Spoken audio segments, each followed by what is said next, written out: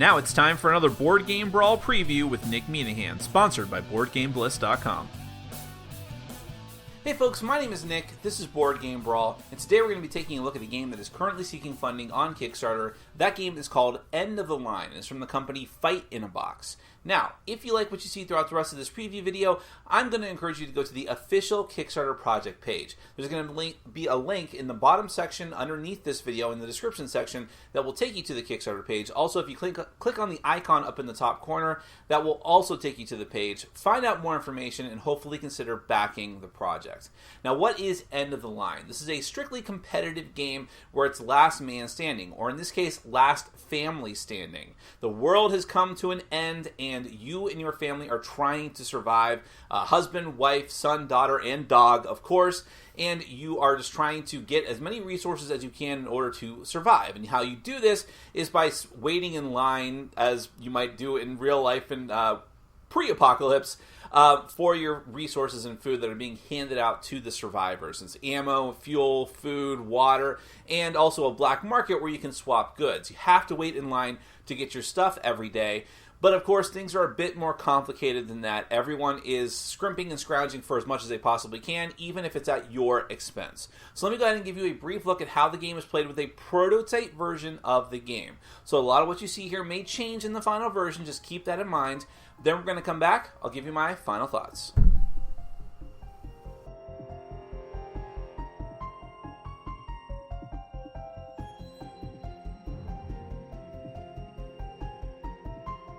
End of the Line is a post-apocalyptic competitive game for up to 5 players. Each player represents a different family who has survived the end of the world and is trying to eke out an existence by trudging off to resource lines every day to wait and get their share. The game ends in one of two ways. If only one player has even a single survivor living at the end of either the first or last phase of a round, that player is the winner. On the other hand, if something occurs that kills off multiple family members at once and no player has any survivors remaining afterwards, everyone loses together. During the game, there will be 5 line boards, each dispensing a different good. There's water, food, ammo, and fuel, each with their own set of good cubes. The black market line is a bit different and lets you swap cubes. Resources are important for using cards in the game and protecting yourself. There's also a graveyard board that will be put above the other lines for future use. We'll get to that later. There are 2 decks of cards, the Calamity deck and the Action deck. Every round a Calamity card will be flipped over and it will have a dramatic effect on the game, like increasing or decreasing resource collection, shutting down lines, or potentially killing family members.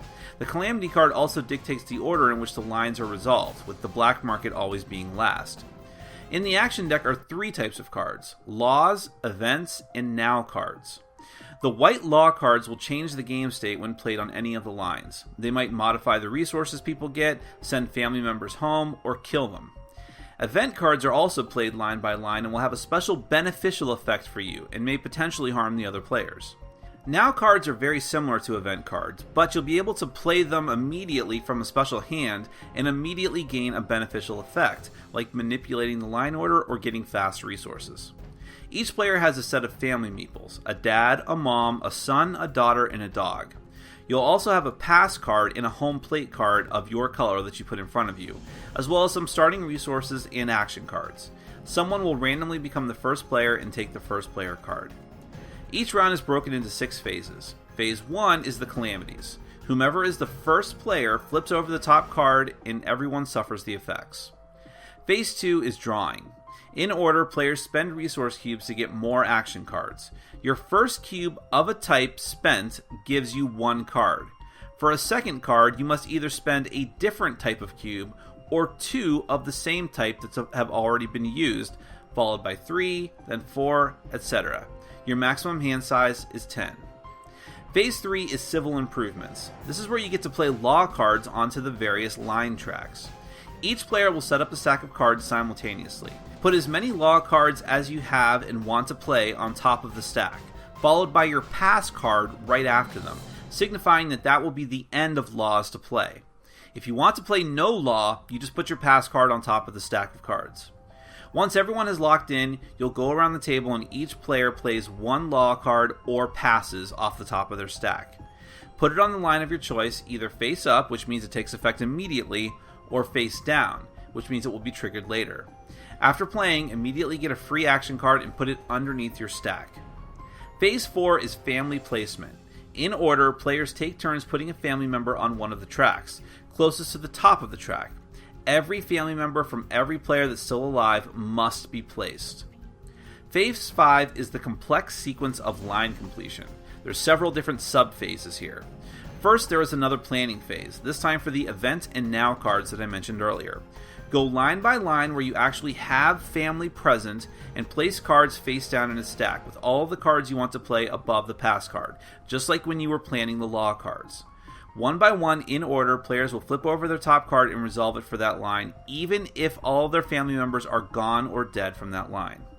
Alternatively, you can play now cards into a special defense hand that you set off to the side.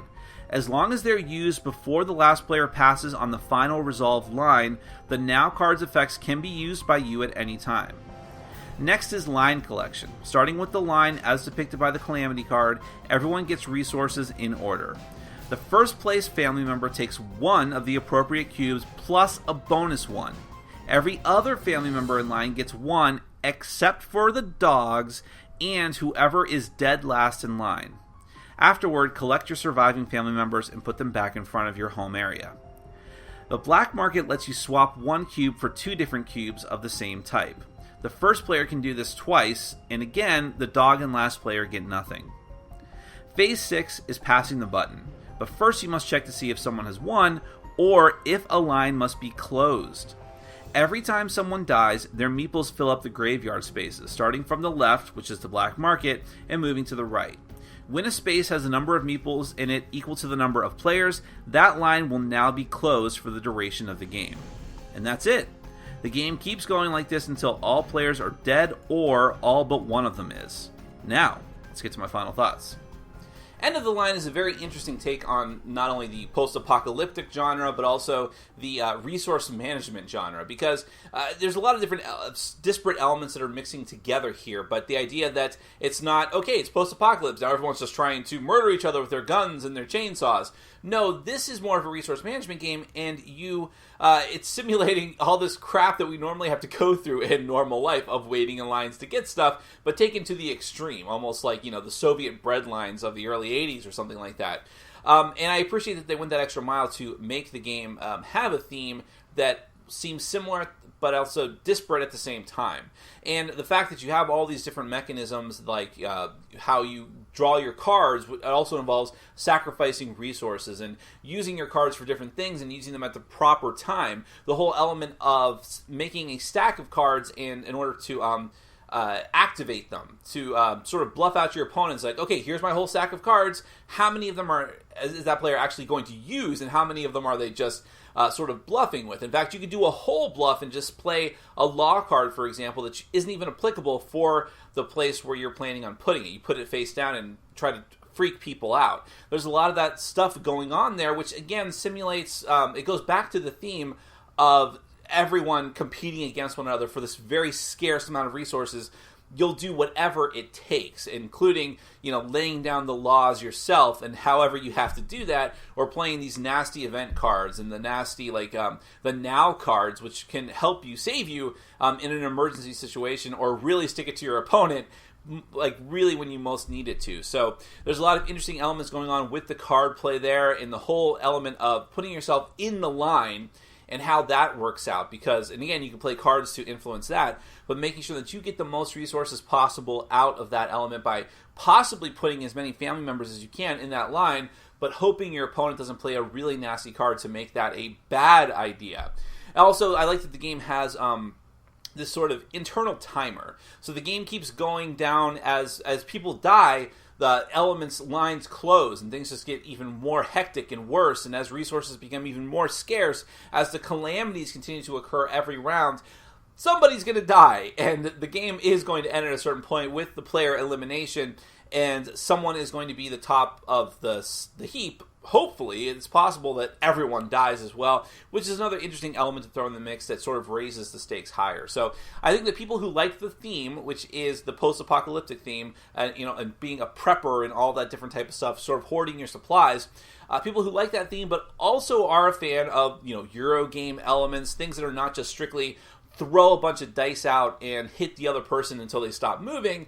If you like those elements in your game as well, then this might be a great game for you because it's mixing these different things that you normally don't see together. So it stands out as a unique game among the pack. And if you do feel that way, I think you should definitely go to the official Kickstarter project page. There'll be a link up in the top corner of your screen as well as down in the description section of the video. You can go to the page, find out a ton more information than I could possibly tell you in this short video, and hopefully you'll consider backing the project. That is End of the Line from Fight in a Box. Thank you so much for watching. Take care. Thanks for watching. Follow us on Facebook, Twitter, and Patreon. And make sure to check out our sponsor, Board Game Bliss, where you can find an amazing selection of games from around the world. BoardGameBliss.com. Thanks for your support.